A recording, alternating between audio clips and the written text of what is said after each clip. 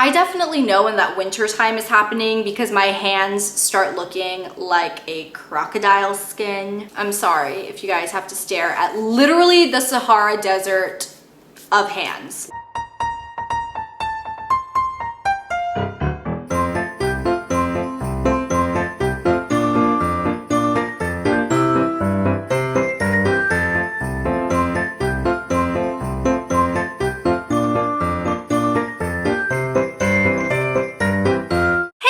Shawnee, aka Total Makeup Junkie 101, and welcome back to my holiday review extravaganza on my channel. Today we are going to do a very blunt, honest review and my opinions on the Anastasia Beverly Hills Self-Made palette. Now the reason I needed to really emphasize that this is just my opinion is because I have noticed that this palette has gotten so much hype, so much love, and everybody seems to just fall in love with this palette. It's like love at first sight. For me, it was quite different. And if you guys watched my Sephora haul video where I hauled this during the VIB sale, I told you guys that I wasn't really even interested in picking it up. The colors inside just looked So before I tell you guys whether or not my opinion on that has changed, let's go ahead and just talk about the packaging and the overall palette. I picked mine up from Sephora. I know you can pick it up from Macy's. I believe Ulta also has it. So pretty much anywhere you can find Anastasia. This palette retails for $35, which is a really great price for a holiday palette. The outer casing on it is really pretty. I mean, it's sleek. It's kind of like this gunmetal color with the Anastasia Beverly Hills little placard up on the front. And the back, as you guys can see, just has a sticker with all of the ingredients of the makeup. The palette itself does have a magnetic closure. It does have a pretty decent sized mirror here at the top.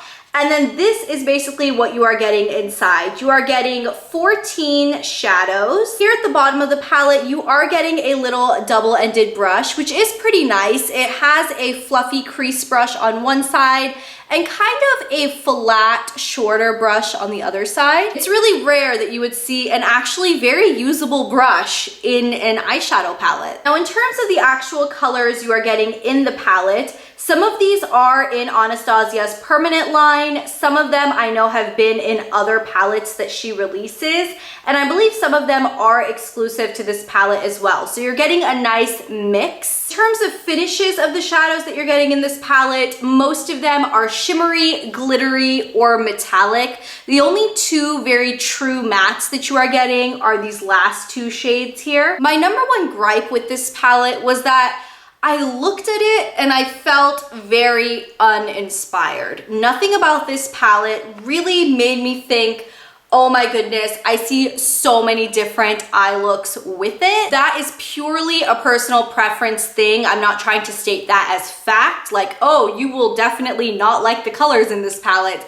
That was just something I didn't like. I felt like there were just too many metallic colors that didn't really pop. And you guys will see that in the swatches.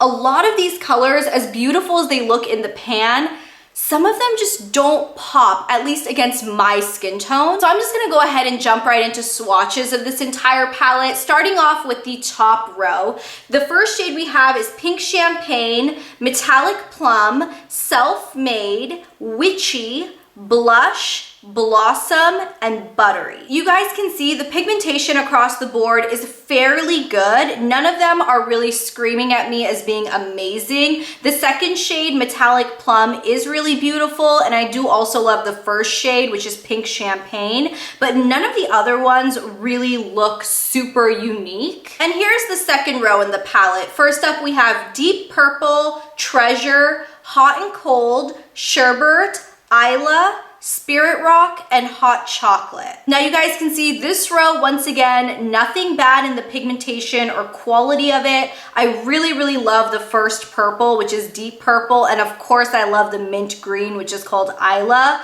But as for all of the other shades, none of them are amazing to me. In terms of the actual quality and texture of the shadows, they're all pretty good across the board. I didn't find any of them to be super flaky or chunky or overly powdery, which is really nice. To be honest, I have a lot of these Anastasia palettes that she releases. I tend to always buy them because they're a really good price, especially for a large palette like this. To be fair, the actual eyeshadow pans are really small and they don't hold a lot of product. They roughly hold a little bit less than half of a full-size MAC eyeshadow, which is not a lot of product by any means. But I mean, it's not like we're all just running through eyeshadows every other day. The quantity doesn't really bother me, especially since the price is very fair, but I don't love the color selection in this palette. I wish there was something unique. I wish there was something that screamed at me. I wish I didn't just look at this palette and think,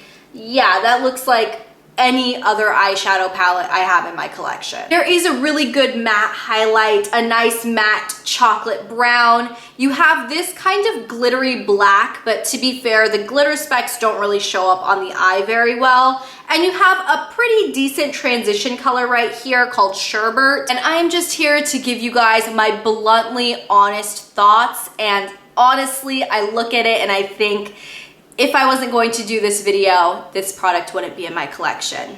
It really wouldn't. So that's pretty much all I have to say on this palette. I hope this video was at least somewhat helpful and the swatches were helpful to make your shopping decisions easier. Thank you guys so much for watching and supporting and subscribing. It really means the world to me. If you guys haven't checked out the rest of my holiday series, I will be sure to put my holiday review extravaganza playlist in the description box down below. It will be the first link in the description box. So be sure to go over to that playlist to see what other holiday reviews I've uploaded. I hope you guys enjoyed this review and I will catch you guys in my next video on Monday.